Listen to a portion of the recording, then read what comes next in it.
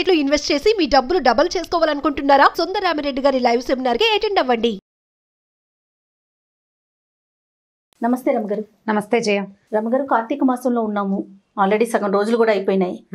మిమ్మల్ని నేను ఎప్పుడూ అడుగుదాం అనుకున్నాను, ఇంకా అట్లా హడావుడి అయిపోయింది.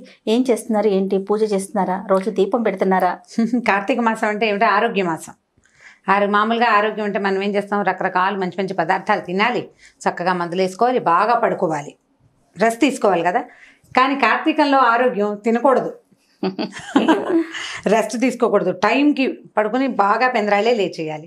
ఈ రకంగా కనుక చేస్తే ఈ శీతాకాలం మొదటి రోజుల్లో ఈ పని చేస్తే తర్వాత కాలం ఆరోగ్యంగా ఉంటుందన్న సూచన కోసమే కార్తీక మాసపు ఆరోగ్యవంతమైన అలవాట్లు. దీపం పెట్టుకుంటాం పొద్దున్నే, ఎర్లీ మార్నింగ్ లేవటం, స్నానం చేయటం. ఇదివరకు నది స్నానాలు చేసేవాళ్ళు. అవునండి. లేకపోతే నూతుల దగ్గర నూతుల నుంచి నీళ్ళు తోడుకుని అమాంతం బకెట్ ఎత్తి పోసుకోవటం. ఎంత చలేస్తుంది రమ్మగారు. చలేదు, అదేగా చెప్తున్న టెక్నిక్ అదే ఉంది. మరి ఇప్పుడు నీకు ఓవర్ హెడ్ ట్యాంక్లో నీళ్లు ఖచ్చితంగా చల్లగా ఉంటాయి, ఎందుకంటే ట్యాంక్లో ఉన్న నీళ్లు చల్లగాలికి తర్వాత మంచుకి ఎక్స్పోజ్ అయి ఉంటాయి. బావిలో నీళ్లు వెచ్చగా ఉంటాయి, ఓకే, గ్రౌండ్ వాటర్ వెచ్చగా ఉంటుంది. అందుకని ఈ కాలంలో ఏం చెప్తారు, సముద్ర స్నానం, నదీ స్నానం, చెరువులు, దొరువులు చిన్న పొన్నవి, లేకపోతే నుయ్యి ఆఖరిది. నూతిలో నీళ్ళైనా వెచ్చగానే ఉంటాయి, వెచ్చగా వస్తాయి. మా నూతికి పంపు ఉండేది, మా చిన్నప్పుడు నా నూతికి పంపులో కొడితే వెచ్చటి నీళ్ళు వస్తాయి. శీతాకాలం పొద్దున్నే స్నానం చేస్తే చుట్టూతో చలిగా ఉంటుంది, భూమిలోంచి వెచ్చటి నీళ్ళు వస్తాయి పైకి. ఆరోగ్యం. చల్లటి నీళ్ళు నువ్వు ట్యాంక్ వాటర్ పోసుకుంటే నిజంగానే చలేస్తుంది. మనం ట్యాంక్ వాటరే పోసుకుంటున్నాం అనుకోండి, ఆరోగ్య రీత్యా కొద్దిగా గోరువెచ్చటి నీళ్ళు, వేడి నీళ్ళు గీజర్ ఆన్ చేసుకుని పోసుకోకుండా కొంచెం మరీ చల్లగా ఐస్ కోల్డ్గా కాకుండా ఐస్ కోల్డ్ నీళ్ళు పోసుకుంటే జబ్బు చేస్తుంది. అవునండి. బయటికి వెళ్ళి స్నానాలు చేసే అవకాశం లేని వాళ్ళు తప్పకుండా ఇంట్లోనే ఏదో స్నానం చేస్తాము. ఒక మాట కార్తీక దామోదరుని తలుచుకుని, నాయన ఈ జన్మకి ఇదే, ఈ సంవత్సరానికి ఇది, వచ్చే సంవత్సరం కుదిరితే నది స్నానం, ప్రతి నెల ప్రతి సంవత్సరం నేను ఇదే అనుకుంటాను. వచ్చే సంవత్సరం ఏదైనా నది స్నానం ఒక్కసారైనా చేస్తాను అని. కుదిరితే కుదురుతుంది, లేకపోతే లేదు. ఏ కృష్ణకో గోదావరికో వెళ్ళగలిగే అవకాశం వచ్చిందనుకో చేసేస్తాం, రాలేదనుకో ఇక ఇదే కరిపే కైలాసం ఇల్లే వైకుంఠం అని అలాగే చెప్పుకుంటాం అనమాట. ఈ పొద్దున్నే స్నానం, తర్వాత ఏమో సోమవారాలు ఉపవాసం ఉంటాం, పగలు ఉపవాసం చేసి రాత్రి భోజనం చేస్తాం. ఏకాదశిలో రోజంతా ఉపవాసం ఉంటాం, ద్వాదశి నాడు పారణ చేస్తాం. ద్వాదశి మధ్యాహ్నం నిద్రపోకూడదు, అదొక నియమం. ఈ కార్తీక మాసంలో కూడా పగళ్ళు పడుకోకూడదు, నక్తాలు చేస్తాం. కార్తీక నక్తాలు అంటే పగలల్లా ఉపవాసం ఉండి ప్రతిరోజు చుక్కలు చూసాక భోజనం చేస్తాం. చుక్క చూసి భోజనం చేస్తాం. ఈ చుక్క చూసి భోజనం చేసే వాళ్ళు మధ్యాహ్నం భోజనం చేయలేదు కదా అని రెస్ట్ తీసుకుని నిద్రపోకూడదు, నిద్రించకూడదు. రాత్రి భోజనం చేసి పడుకోవచ్చు, మళ్ళీ తెల్లవారుజామున లేచేసేయాలి దీపాలు పెట్టడానికి. ఈ నియమంతో పనిచేస్తే హెల్తీగా ఉంటాం అనేది నిర్వాదం. ఖచ్చితంగా హెల్తీగా ఉంటాం. ఇలా పని చేయాలి. ఒకటి, ఇప్పుడు పౌర్ణమి వస్తుంది కదా, ఇప్పుడు ద్వాదశి అవి ఏకాదశి అయిపోయినాయి, ఏకాదశి ద్వాదశిలు అయిపోయిన తర్వాత ఇక వచ్చేది పౌర్ణమి. పౌర్ణమికి రకరకాల పద్ధతులు ఉంటాయి. కొంతమంది పెద్దవారు చెప్పినవి ఫాలో అవుతారు, ప్రతి సంవత్సరం కొత్త, ఈ సంవత్సరం ఏం చేయాలి అని. కొంతమంది ఇళ్లల్లో ఉన్నవి ఫాలో అవుతారు. ఇళ్లల్లో ఉన్న పెద్దవాళ్ళ అమ్మమ్మలు, నాయనమ్మలు, అమ్మలు, అత్తగారులు చేస్తుంటే వాళ్ళ వెనకాల పడి చేయటం. పౌర్ణమికి నోములు ఉంటాయి, తోరణ నోములు అంటారు, అదొక రకం. దాని మీద బాగా వివరంగా నాకు తెలీదు. తోరాలు ఉంటాయి, ప్రతి సంవత్సరము ఆ తోరాలు తీసి దాచిపెట్టుకుంటారట, అదొకటి. కేదారేశ్వర వ్రతం చేసుకునే వాళ్ళు కొంతమంది, సత్యనారాయణ వ్రతం చేసుకుంటారు కొంతమంది. ఆ సత్యనారాయణ వ్రతం కూడా చేస్తారు ఈ పౌర్ణమి నాటికి. కేదారేశ్వర వ్రతం అని విన్నాను కానీ సత్యనారాయణ వ్రతం కూడా చేసుకుంటారు. ఇదొకటి. అక్కడి నుంచి లేకపోతే మనం ఏం చేస్తాము, 365 ఒత్తులు వెలిగించుకోవడం. సంవత్సరం అంతా వెలిగించకపోయినా, లేకపోతే ఇబ్బంది రోజుల్లో వెలిగించకపోయినా ఆ దోషం పోవటానికి భార్యకు ఒక 365, భర్తకు ఒక 365 వెలిగించాలని, ఇవి రెండు వెలిగించి పెట్టుకోవటం. ఈ దేవాలయానికి వెళ్ళే పద్ధతి ఒకటి. దేవాలయానికి అంటే మన ఇంట్లో సాగదు, నిలబెట్టలేము, లేకపోతే మనకే ఏమిటంటే యాంబియన్స్, వాతావరణం సరిగ్గా లేదనిపిస్తుంది. దేవాలయానికి వెళ్తే ఒక ఆధ్యాత్మిక వాతావరణం ఉంటుంది, కొంత స్థిమితం ఉంటుంది. గుళ్ళో చాలామంది పెడుతుంటారు, వాళ్ళతో పాటు పెడితే మనకు కూడా కొంత ఆధ్యాత్మిక భావాలు ఇంకొంచెం పెంపొందుతాయి కదా. సరే, దేవాలయానికి వెళ్ళి పెట్టేటట్టయితే దేవాలయంలో పెట్టుకోవటం, లేకపోతే మన ఇంట్లోనే. నేనైతే ఈ దేవాలయాలకి వెళ్ళలేను, అంతమంది గుంపులుగా జనం ఉండి ఒకళ్ళ దీపాలు ఒకళ్ళు తోసేసుకుంటున్నారన్న భావన నాకు ఆసక్తికరంగా వదిలే ఈ పని అనిపిస్తుంది. నేను ఇంట్లో పెట్టుకుంటాను, తులసి దగ్గర పెట్టుకుంటాం. ముగ్గు వేస్తాను తులసి దగ్గర. తులసికి మామూలుగా మా తులసి కొంచెం ఎత్తు మీద ఉంటారు, పైన ఉంటుంది తులసమ్మ, కిందకి దింపుకుంటాను అనమాట. ఆ ఒక రోజుకి ముగ్గేసి ముగ్గులో తులసిని కూర్చోబెడతాం. ఈ తులసికి ముందుకి మళ్ళీ ముగ్గేసుకుంటాం, శంఖచక్రాలు, పద్మము ముగ్గేస్తాం. ఇప్పుడు ఈ పద్మంలో ఈ 2 ప్రమిదలు 365 365 ఒత్తులు వేసి వెలిగించుకోవటం. ఈ ఒత్తుల్ని మనకి ఇప్పుడు దొరికేస్తున్నాయి. ఇది వరకు చేత్తో చేసుకుని పెట్టుకునేవాళ్ళం, నెల మొదల నుంచి చేసుకునేవాళ్ళము. ఇప్పుడు దొరికేస్తున్నాయి చక్కగా. ఇంతలా కట్టగడతాడు, పైన చిన్న ఒత్తి పెడతారు. నా చిన్నప్పుడు ఇంట్లో అమ్మ వాళ్ళు పిన్ని వాళ్ళు వీళ్ళందరూ చేసుకునేవాళ్ళు. విభూతితో చేస్తారు కదా. అంటే విభూతి ఉంటే మనకి ఒత్తి తిరుగుతుంది అనమాట. పురి రావాలి కదా. మనకి మామూలు పత్తి మన చేతికి తిరగదు. విభూతి రాసుకునేసరికి బరగ్గా అవుతుంది. ఈ బరక మీద తిరిగి చక్కగా ఇలా తిరిగి మనకి బాగా వస్తుంది. అప్పుడు దారపు ఒత్తులతోటి చేసుకుంటాం. ఇది ఒక పద్ధతి. ఇప్పుడు మీ దీన్ని ఏం చేస్తాము, ఈ 365 ఒత్తులు అంటే అప్పటికప్పుడు వెలిగిస్తే వెలగదు. దాన్ని ఏం చేస్తామంటే పొద్దునే మనం దేవతార్చన చేసుకునేటప్పుడు పొద్దున దీపం పెట్టుకునే అలవాటు ఉన్నవాళ్ళు లేదా దేవతార్చన పద్ధతులు ఉన్నవాళ్ళు అప్పుడే ఆవునేతిలో కనుక తడిపి ఉంచితే సాయంకాలం దీపం నిలిచి కాలుతుంది. మార్నింగ్ పెట్టేస్తే పొద్దున నానబెట్టుకోవాలన్నమాట. నువ్వు సాధారణంగా ఆవు నూనెతోటే చేస్తాం. ఆవు నెత్తి దీపాలే కదా అసలు కార్తీకం అంతా ఆవు నెయ్యే వాడుకుంటాం కదా. నిలబడి కాలుతుంది అనమాట. అది మధ్య మధ్యలో కొండెక్కిపోకుండా విరిగిపోకుండా స్థిమితంగా కాలడం కోసం, అంటే దీపం నిలబడి వెలగాలి కదా, పూర్తిగా ఆహుతవ్వాలన్నది ఒక నియమం. దీపం ఇప్పుడు మనం మామూలు దీపారాధన దేవతార్చన దగ్గర రోజువారీ చేసుకునేటప్పుడు దీపం బాగా నూనె అయ్యే వరకు ఉండటం ఒకటి, దీపం నిలిచి వెలగటం. ఒక్కొక్కసారి ఒత్తులు కూడా ఆహుతైపోతాయి. ఒత్తులు ఆహుతైతే చాలా మంచిదని ఒక భావన. ఒక్కొక్కళ్ళు ఆటభేదాలు ఉంటాయి, ఒక్కొళ్ళు ఒక రకంగా చెప్తారు. ఒత్తి మొత్తం ఆహుతైపోతుంది, అది కూడా బాగానే ఉంటుంది. ఈ 365 ఒత్తులు ఆహుతైతే బాగుంటుందని 2-3 పెద్దవాళ్ళ దగ్గర విన్నాను నేను. ఇది ఒక విధానం. పల్లెటూళ్ళల్లో అయితే ఏం చేసేవాళ్ళం అంటే ఈ 365 ఒత్తులు వేసేటప్పుడు దీపాలని చెరువులో వదిలిపెడతారు. జ్వాలాతోరణం అంటారు. ఈ జ్వాలాతోరణానికి దేవాలయాల దగ్గర చేస్తారు ఒక విధానం. దేవాలయాల బయట అంటే చిన్న చిన్న గుళ్ళల్లో చెయ్యరు, ప్రమాదాలకి దారి తీస్తుంది. పెద్ద ప్రాంగణాలు ఉండే దేవాలయాల దగ్గర ముఖద్వారం దగ్గర ఏం చేస్తారంటే గడ్డితో తోరణం ఏర్పరుస్తారు. ఈ సాయంకాల అర్చన అయిన తర్వాత అవి వెలిగిస్తారనమాట. ఈ తోరణం ఈ స్వామిని ఊరేగింపుకి తీసుకొస్తారు శివాలయాల్లో నుంచి. ఆయన బయటకు వస్తాడు, ఆ జ్వాలా తోరణం కింద నుంచి స్వామి లోపలికి వెళ్తాడు. ఆయనతో పాటు ఆ తోరణం కింద నుంచి మనం వెళ్తే గనక చాలా గ్రహ పీడలు అవి తొలుగుతాయని ఒక నమ్మకం. గడ్డి తోరణానికి ఏమైనా ప్రత్యేకమైన కథ ఉందా రమ్మగారు? ఇవి తెలియదు, అట్లాగే చెప్తారు జ్వాలా తోరణం అని. కానీ చిన్నప్పున్న దేవాలయాల్లో ఇది పెట్టుకోరు. ఈ జ్వాలా తోరణంతో పాటు శివుడితో పాటు మనం లోపలికి వెళ్తాం. అయ్యవారు లోపలికి వెళ్తాడు, ప్రదక్షిణ చేయిస్తారు, ఆయన బయటకు వస్తాడు, ఊరేగింపుకి వస్తారు. తిరిగి స్వామి లోపలికి వచ్చేటప్పుడు ఈ జ్వాల వెలిగిస్తారు. ఈ తోరణం కింద నుంచి అయ్యవారు లోపలికి వెళ్తాడు, ఆయన వెనకాలే భక్తులందరూ హరోహర అని లోపలికి వెళ్తారు.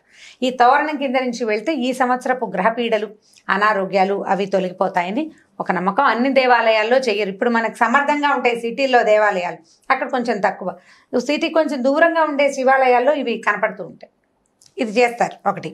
అక్కడి నుంచి అరటి దొప్పల్లో దీపాలు పెడతారు, నీళ్ళల్లో వదిలిపెడితే ఈ నీటిలో కూడా జ్వాల వరుసగా అలా దీపాల వరుస నీళ్ళల్లో కదులుతూ వెళ్తూ కనిపిస్తుంది. నదీ పరివాహక ప్రాంతాల్లో ఎక్కువగా కనిపిస్తుంది. మనం ఇక్కడ నీళ్ళే ఉన్నాయి, ఓ టబ్బుతో నీళ్ళు పెట్టుకుని నీళ్ళల్లో వదిలిపెట్టడమే ఒక శాస్త్రం కింద. బకెట్లో వదిలిపెట్టామని టబ్బులో వదిలిపెట్టామని చెప్తారు. టబ్బులో వదిలిపెట్టడం ఏమంత శాస్త్రసమ్మతమైన సంగతి కాదు. మనకి వేరే ఆప్షన్ లేదు కాబట్టి బాత్రూంలో స్నానం చేసినట్టుగా టబ్బులో వదిలిపెట్టడం. జ్వాలని నది పరివాహక ప్రాంతాల్లో కనుక కాలువలో వదిలేమనుకో, కాలువతో పాటు ఆ జ్వాల ముందుకెళ్తుంది, దీపం ముందుకెళ్తుంది. ఇప్పుడు మనం అరటి దొప్పల్లో ఏం చేస్తారు, ఇక చిన్న మూతలతోటి హోల్స్ లాగా చేసి అందులో ఆవునేతి దీపం వెలిగిస్తాం. అది నీళ్ళలో వదిలిపెడితే ప్రవాహ వేగానికి ఆ జ్వాల ముందుకెళ్ళిపోతుంది, దీపం ముందుకెళ్తుంది కదా. అలా వెళ్తున్న వరుస ఆ దారిలో ఉన్నటువంటి చాలా రకాల సూక్ష్మ క్రిములని నాశనం చేస్తుంది. పరివాహక ప్రాంతాలను శుభ్రం చేసే విధానాల్లో ఇదొక విధానంగా భావిస్తారు. పసుపు కుంకుమ పువ్వులు వేసి దీపానికి అర్చన చేస్తారు, ఆ దీపాన్ని వదిలిపెడతారు.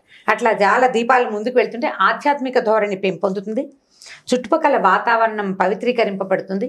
ఈ పరివాహక ప్రాంతాల్లో ఉన్న చాలా రకాల అనారోగ్యాలు అవి దూరం అవుతాయని నమ్మకం. పాతకాల పద్ధతులు కదా ఇవన్నీ. అప్పుడు ఇలా అపార్ట్మెంట్లు ఇల్లు ఈ గోళాలు లేవు కదా. అక్కడి నుంచి ఆకాశ దీపాలు పెడతారు, దేవాలయంలో ఆకాశ దీపం పెడతారు. రోజు సాయంకాలం వేసరికి పైకి పెట్టుకుంటారు దీపం. ఇళ్లలో పెట్టలేకపోతాం ఆకాశ దీపం చూడడం. వీటిలలో ఏది కుదిరితే ఇప్పుడు ఇవన్నీ చేయాల్సిందేనంటే అన్నీ ఎక్కడ చేస్తాం, ఏది కుదిరితే అది చేస్తాం. అయితే కార్తీక మాసానికి రకరకాల కథలు చెప్తాం. పురాణం వినొచ్చు, రోజువారీ పురాణం వింటాం. కార్తీకపు ప్రత్యేకత, ప్రతి రోజుకు ఒక కథ ఉంటుంది. 30 రోజులు 30 కథలు వినగలిగితే మంచిది. ఓకే. పౌర్ణమి నాడు ఒక రోజైనా సరే వాళ్ళు ఉపవాసం ఉంటాము, ఏదో చలిమిడి అవి చేసుకుంటాం. చలిమిడి దీపారాధన చేస్తారు, అది కూడా ఒక పద్ధతి. మా ఇళ్లలో కూడా కొంతమంది చేస్తారు. చలిమిడి చేసి ఆవు నెయ్యి పోసి అందులో దీపం పెట్టి వెలిగిస్తారు. ఆ చలిమిడే ప్రసాదంగా స్వీకరిస్తారు. రాత్రి మళ్ళీ వెన్నెల వచ్చేదాకా భోజనం చేయరు. ఇదొక విధానం. ఎన్ని రకరకాలు. ఇప్పుడు నేను చేసే కొన్ని నాకు తెలిసినవి కొన్ని చెప్తున్నాను నేను. ఇప్పుడు ఇదే విధాయకమా అంటే నేను ప్రతిసారి ఏదో చెప్తా, ఈ ప్రాంతానికి ఇది విధాయకం. కొన్ని ప్రాంతాల్లో చలిమిడి తినరు, కొంతమంది తింటారు. కొంతమంది పళ్ళు నైవేద్యం పెట్టి పళ్ళే తింటారు. అసలు ఏమీ లేకుండా మంచినీళ్ళతో ఉండేవాళ్ళు కొంతమంది. వాళ్ళ అలవాట్లు, ఊళ్ళు, ఆ పద్ధతులను బట్టి. ఎవరికైనా సాధారణ నియమం ఏమిటి? పగలు ఉపవాసం, రాత్రి భోజనం, దీపం ఖచ్చితమైన నియమం. నువ్వు పొద్దున్న తెల్లవారుజామునే లేచి పెడతాను, సాయంకాలం పెట్టలేను, ఆఫీస్కి వెళ్తాను. మరి పొద్దునైనా పెట్టు, నీ కుదిరితే చెయ్యి, ఆ పనైనా చేయాలి నువ్వు. ఇది రెండు రకాలు. పొద్దున సాయంత్రం 2 దీపాలు పెట్టగలిగి ఇళ్లలో ఉండి అవకాశం ఉన్నవాళ్ళు చక్కగా సాయంకాలం కూడా సంధ్య దీపం పెట్టుకుంటే అవన్నీ ఆరోగ్యానికి మంచివి. మనకి ఏంటంటే భగవంతుని చేరడానికి మనం ఎన్నుకున్న రకరకాల మార్గాల్లో ఇది ఒక మార్గం. కార్తీకం చాలా ప్రత్యేకమైన మాసంగా చెప్తాం కదా. పౌర్ణమి నాడు ఇన్ని రకాలు చేస్తాం. 365 ఒత్తులు వెలిగించుకోవటం. నాకు ఇంకొక విధానం ఉంది. ఒక పెద్ద ఆవిడ ఒకసారి చెప్పారు, మామూలుగా ఈ పౌర్ణమి రోజుల్లో పూర్ణచంద్రుడు కనపడతాడు మనకి కదా. ప్రతి చోట, ప్రతి ప్రాంతాల్లోనూ చంద్రుడు కనిపిస్తాడు. ఈ చంద్రుడిలో లలితాదేవిని భావన చేసి శ్రీ లలిత చదువుకుని, లలితా సహస్రనామం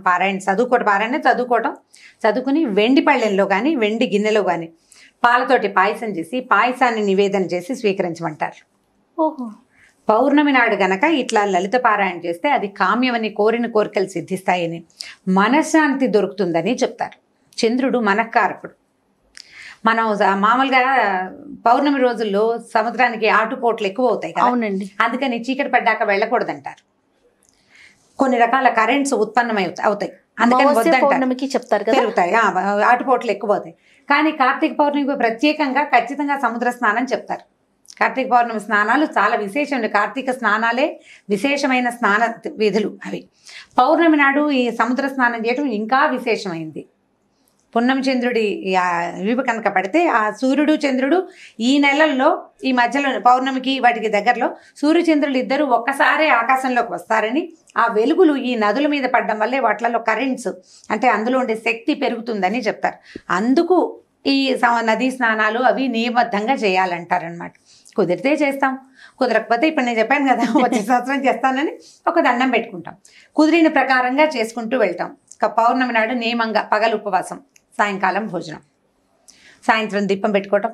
ఈ 365 ఒత్తులు వెలిగించగలిగితే వెళ్ళని గుడ్డు. నీ వల్ల కాలేదు, సూక్ష్మంలో మోక్షం ఒక దీపమైన ఒక్క జోడు దీపాలు వెలిగించి చంద్రుణ్ణి చూశాక భోజనం చేయటం. మనం ఏదైనా నివేదన చేసుకుని కుదిరితే మేడ మీదే భోజనం చేయగలిగితే ఆ చంద్రకిరణాల వల్ల మనకి ఆహారం అమృతతుల్యం అవుతుందని చెప్తారు. చీకటి పడ్డాక చేస్తాం. ఎలాగైనా 6ంటికి తినే కదా, 7 గంటలు అయిపోతుంది. పాయసం, పప్పు ఏదో చేసుకుంటాం. మనకి 5 నుంచి చీకటి అనిపించేస్తుంది. చలికాలం కదా. ఈ చంద్రుడు సోకిన చంద్రకిరణాలు సోకిన ఆహారాన్ని తీసుకుంటే ఆరోగ్య వృద్ధి, మనసు చాలా ప్రశాంతంగా అవుతుందట. మైండ్ కూల్గా ఉండటానికి చంద్రుడు బాగా ఉపకరిస్తాడు. అందుకని వెన్నెట్లో తిరగండి. బాగా డిప్రెస్డ్గా ఉన్న వాళ్ళకి, కాస్త బాధగా ఉంది, వెన్నెల్లో తిరగండి అని చెప్తారు. మనశ్శాంతిగా ఉంటుంది. చల్లదనం వల్ల ఒక రకమైన ఆహ్లాదకరమైన వాతావరణం వస్తుంది. ఈ ప్రసాదాన్ని మనం చంద్రుడికి చూపించుకోవచ్చు. అందుకని ఏం చేస్తాం, తులసిని ఆరు బయట పెట్టుకుంటాం కదా. అవును, ఇళ్లలో ఉండదు కదా మనకు తులసి చెట్లు, కొంచెం ఆరు బయట ఉంటాయి. ఇంకా కొంచెం వెన్నెల సోకే చోటు ఉంటే మరీ అదృష్టం. అక్కడే ఏదో చేసిన పదార్థాలు, పాయసం అవి తీసుకెళ్ళి నైవేద్యం చేయటం, మనం తులసికి నివేదన చేయటం ఒకటి, చంద్రుడికి నివేదన పెట్టడం రెండో విధానం. ఈ 2 విధానాల ప్రకారం కార్తీక పౌర్ణమిని ఈజీగా, సింపుల్గా, చక్కగా చేసేసుకోవచ్చు. నేనైతే వీటిలలో దాదాపుగా అన్ని నేను చెప్పిన విషయాలన్నీ నా సొంతమే. ఓకే. 1, 2 మరి ఈ చెరువుల్లో వేటాలు అవి ఈ ఊళ్ళల్లో చేయలేం, మనం చేయలేకపోతాం కదా. ఈ చేయగలిగేవన్నీ చేసుకుందాం. ఎలాగో ఇదంతా హెల్దీ థింగే. ఆవు నెయ్యి తాలూకు కాలిన పొగ ఆరోగ్యదాయకమైంది. అవును. నువ్వుల నూనె పొగ కూడా అలాంటిదే. నువ్వుల నూనె పొగతోటి క్రిములు, సూక్ష్మ క్రిములు నశిస్తాయి. నెయ్యి ఆయుర్వృద్ధి అని చెప్తారు. ఘృతం ఏంటంటే ఆయుష్ను పెంచుదని వేదంలోనే చెప్పబడింది. ఆహారంగా తీసుకుంటే ఎంత వృద్ధో దాని నుంచి వచ్చే పొగని పీల్చినా కూడా అంత వృద్ధి జరుగుతుంది. ఆయుర్వృద్ధి అనే ఖచ్చితంగా ఈ నెలలో ఇది వాడండి అని చెప్తారు. అన్ని నెలల్లోనూ ఆవు నెయ్యి వాడేయాలి అంటే మనకు కుదరదు. సంవత్సరంలో ఒక్క నెలైనా మీరు ఈ పని చేయండి అంటే చేస్తామని మన పెద్దలు ఈ విధిని మనకు ఏర్పరిచారు. ఆవు నెయ్యి దీపాలు పెట్టండి. వీలయ్యి మీకు బాగా కుదిరి ఇంటి నిండా, వాకిలి నిండా దీపాలు పెట్టుకోగలిగితే మహత్తరంగా ఉంటుంది. అవన్నీ చేయలేకపోయినా 2 దీపాలైనా పెట్టుకుని చక్కగా ఆరోగ్యవంతమైన కార్తీక మాసాన్ని మీ సొంతం చేసుకోండి. ఓకే రమ్మ గారు. ఓకే, నమస్తే. ఈ వీడియో కనుక మీకు నచ్చినట్లయితే లైక్ చేయండి, షేర్ చేయండి. మరిన్ని వీడియోస్ కోసం మా ఛానల్ని సబ్స్క్రైబ్ చేసుకోండి. రోజుకి 1 కోటి మందికి పైగా వ్యూవర్షిప్ని సంపాదించుకున్న సుమన్ టీవీ నెట్వర్క్ ఇప్పుడు సరికొత్త పంతాలో అడుగు వేయబోతోంది. సుమన్ టీవీ నెట్వర్క్ని జిల్లాల వారీగా ప్రారంభించబోతోంది. ఫ్రాంచైజీస్ కోసం ఆసక్తి కలిగిన వారు క్రింది నెంబర్ని సంప్రదించగలరు.